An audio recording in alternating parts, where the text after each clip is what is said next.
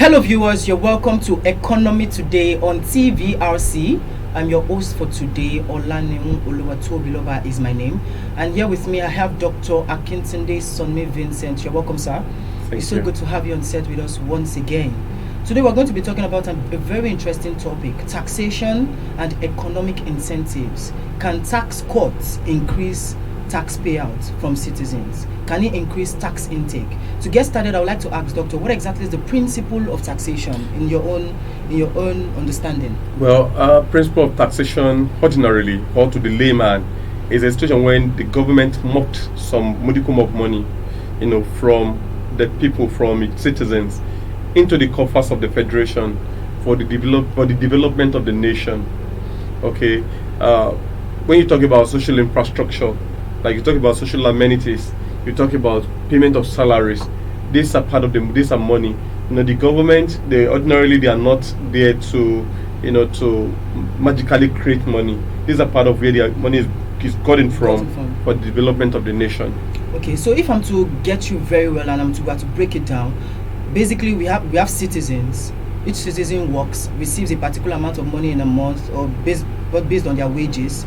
Then the government collects a tiny percent of that particular amount. That's correct. That salary. That's correct. Then that amount that they receive is channeled into the development of basic amenities, public utilities, into the pulse of the federation. There's what we call the TSA. What's it called? Unitary account. It was created recently by the government, so that all money is channeled into that account for the development of the nation. Okay. And don't also forget that we have a particular agency that is saddled with that responsibility. They popularly referred to as the inland, the FIRS, yes. Federal Inland Revenue. So, and over time, lately we heard about the creation of the Tax Reform Committee. So these are part of the work that they've been doing, to make sure that particular area is well taken cognizance of, and also well taken care of. So like I said, is that all the money, like you just made mention of salary, of a particular amount of money that is being received from the citizens, either from their salaries or from, at the point in time we used to hear about payee in this country, which is popularly referred to as pay as you earn. Is a pattern of tax. It is a pattern of tax payment. Okay. We also have all manner we also have VAT. Yeah. Popularly referred to as value added tax. It's another format entirely. So we also have like when you visit some what's it called? The electricity. They are called the PHCN. Yeah. Thank you. So over time you heard about a particular band. We have all manner of band A to band E. So they will tell you that one band belongs to certain people. Okay. It's because the bigger your purse, the bigger amount of money that you pay to enjoy government properties. Okay. So these are part of modicum to make sure that money is accrued and generated by the government. Thank you very much, Doctor. So basically, I would like to also find out what exactly the relationship between taxation and economic growth is. How do they go hand in hand? How does taxation affect the economic growth of a particular country? Let's say Nigeria, for example. Well, taxation can enhance economic growth if they are well placed and well positioned. For example, if a country does not encourage production, the tax that will be generated from that particular country will definitely amount to nothing. But when you are producing in a very large quantity, you are producing, and those your production is pumped into the society. We have level. We have the wholesales, we have the retailers, we also have the consumers. When you produce in a kind of wholesale, production, okay, then you pump into the society by the retailers, those who want to resell. Yeah. Then you can see that people are engaged. So whatever they are selling, government is able to gop some little amount of money from all those products, and before you know it, we are generating money into the coffers of the federation as a result of production. Okay. So tax can, like I said, tax can enhance economic growth if we're positioned. But when all we are doing is just consummation, we are all, maybe the country is more or less like a consumer nation. Buying and heating. To what amount will that be will that accrue to the coffers of the federation? So that will amount to little or nothing. But when we have, there's what we call industrial growth. When we experience industrial growth, and this is part of what helped most of the developed nation. Have you heard at the point in time in France, there's what we call the Industrial Revolution, championed by Napoleon Bonaparte. When you go to Germany, we talk about a kind of a situation where you see how they encourage, industrialization, the evolution of the likes of Volkswagen, the evolution of, that's why there's this popular saying that person works like a German machine, because that over time has been the appellation, there has been a kind of acronym known, synonymous to the German people. Go to other parts of the country. Look at Switzerland. They have practically nothing, but they are known for banking. It's more or less like that. That is more or less like the banking hub of the world. That's why you see most of our politicians. There's what we call the Swiss account. The Swiss account, both onshore and offshore. So, but here in Nigeria, our strength is in the SMEC. There's the small, micro, and medium enterprises. We are supposed to make sure that these people work, effectively, so that government can be able to generate revenue from them. And when that is done, see, I will give good example to my observation lately, and that is Burkina Faso. See what I keep saying for the often time that the problem of Africa is leadership. Look at what that military man is doing over there. He has transformed the economy of that country into, he has placed them in an enviable position among the Committee of Nations, because the man understands what it takes to run a country. You have to encourage production. So if you are going to get money from, sometimes even when you are forcing yourself into the heart of the people, you'll be doing a whole lot of disservice to yourself as a government, because you are not justified to do it. People are not producing, yet you want them to pay tax. People are selling barley in the road. People are looking for how to survive. You want them to pay tax. Who does that? It does not work like that. But you have to make sure that people are well positioned.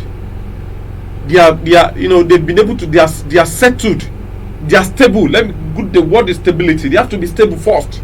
When they are stable, that's when you can tax them. And this has become a popular word usage in our lexical parlance. When you say you are taxing me, the government is taxing everybody. Why should you tax people that are not stable? Economic wise, take a look at food insecurity. Is it not the hungry man is the hungry man? A man is not well fed, is managed to get himself, and you want to collect from the money. The man will do all manner of things for you to. So, like I said, they are all entangled. I mean, they go sine qua non. Like I used to use the word like pari passu. If you are going to taxation and economic growth, they go in tandem. They are like Siamese twins. When you are not producing enough, you are not there's no any kind of ideology that the country is known for. Like I just made example of Switzerland, and Burkina Faso, but we are not known for. We keep borrowing money to do everything. You borrow money to make a railway. You borrow money to buy a aeroplane for the president.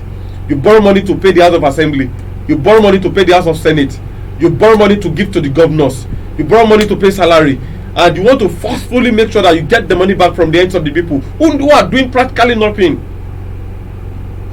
So you want to tax them by fire, by force, so that you can get money from them. How does that work?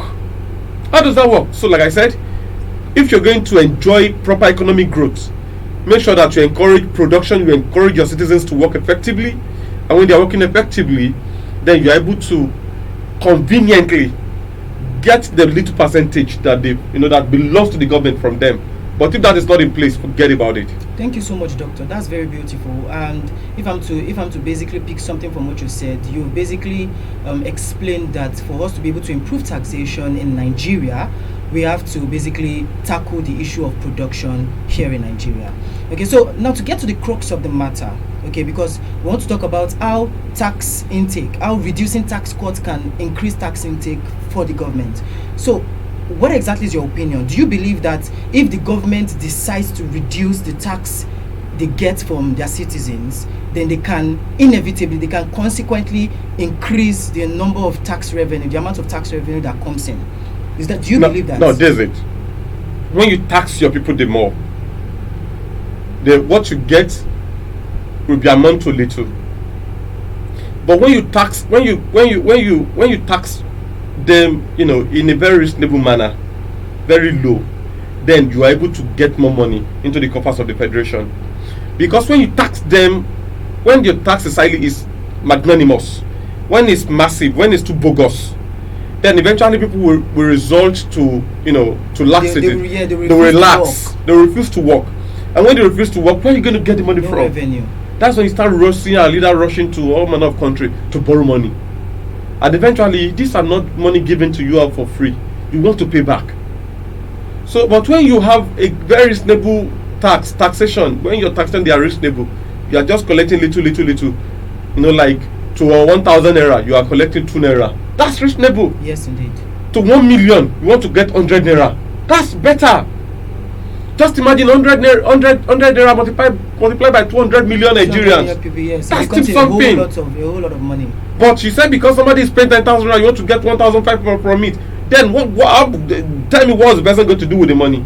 When only you've gotten 1,000 plus for taxation. I know we are not practicing that in the country at the moment. But like I said, even if it is even the minute that the government is still trying to siphon from the hands of the, it has to be justified. Yes, indeed. The government must show leadership. That's my own take. The government must show leadership. They have to lead by example.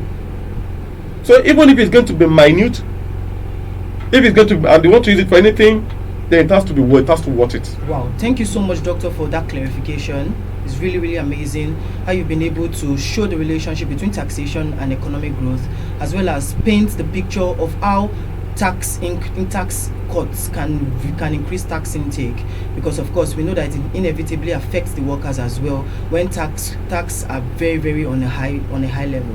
Now, to finalize this particular session, I would like to ask Doctor, what exactly is your advice to the government on efficient taxation? What would you advise the current government should do regarding taxing their citizens? I want to encourage our government. Economic growth. I want to encourage our government to travel to Burkina Faso. Let them go to Burkina Faso to learn. They have to go there to learn. Has any of our government gone? They should go and learn from Captain Ibrahim Traore of Burkina Faso. And again, they also have to go. They have to. You see, let me tell you. See, government is not. It's more or less like a car. It's not luxury. Of course, to some it's luxury. Those who want to ride on Porsche, you want to ride on Phantom, you want to ride on Rolls Royce, fine, it's luxury. But ordinarily, car is to aid a person's movement, to aid your movement from one location to another location. Ordinarily, when you will go with car, you are going to maybe in 10 minutes. If you are going to trek, you will get there maybe in like 2 or 3 hours. So, government is not there. It's not a show. It's not a showbiz. It's not a place where you want to come out. It's a place of where you are going to show your. It's a place of service. Place of service. Like I said, my advice to them: they should go to Burkina Faso. They should go and learn from Captain Ibrahim Traore, Burkina Faso. And again, when you fail to learn from history, you are doomed to repeat the same mistake. The same mistake, yes. Look at the errors of the past, repeating itself over and over again. Selfishness, poor leadership, poor accountability, sense of irresponsibility being put to play by our government. For how long are we continue to like this? So like I said, my advice to them, I don't even want to go into the nitty-gritty of taxation. I don't want to go into the nitty-gritty of economic development. But they are something we cannot but we cannot shy away from all these variables. But like I said, if you are going to tax people, how much have you put in place for them to thrive, for them to work? Look at level of insecurity ravaging the land. Look at the kind of political party that we run. Politics of me, myself, my cronies, politics of my colleagues. For how long are we going to continue like that? So like I said, my advice to them is for them to show that posterity will always be there to judge them if they fail to do the needful. And again, using the people as a weapon mass of, as a kind of, they've weaponized poverty, they've weaponized hunger, because they believe that when people are languishing in poverty, that's where they can use them for electoral process. They believe that when people are hungry, that's when, more or less like the popular up NEPA, no light for 3 days, but let them restore the light on the third day, everybody will start shouting up NEPA. This has become our situation in this country. So like I said, if you are going to do anything, a problem, we have to make sure we solve the leadership, the leadership gap first. You have to make sure we fill that gap first before we talk about anything. And as I said, I want to give them the template, give them the blueprint. And the template is for them to travel to Burkina Faso to learn from Captain Ibrahim Traore. Wow, thank you so much, Doctor. You've been able to explain the principle of taxation, paint a picture on the relationship between taxation and economic development, economic growth, as well as the relationship between how a reduction in tax intake can increase can increase the tax that the government gets from its citizens. And of course, finally, you've been able to give an advice to the government on how they can improve the efficiency of taxation. And if there is anything that the government needs to take from this, it is that if there is any trip that is to be done in this month or next month by any person in any government position, maybe a vice president or a president or any other person like that, or a politician, it should be a trip to Burkina Faso. Okay, so there you have it, viewers. Thank you once again for tuning in. I remain your humble host, Olaniun Oluwatobiloba. Thank you once again, Doctor, for honoring our invitation. Till next time, bye for now.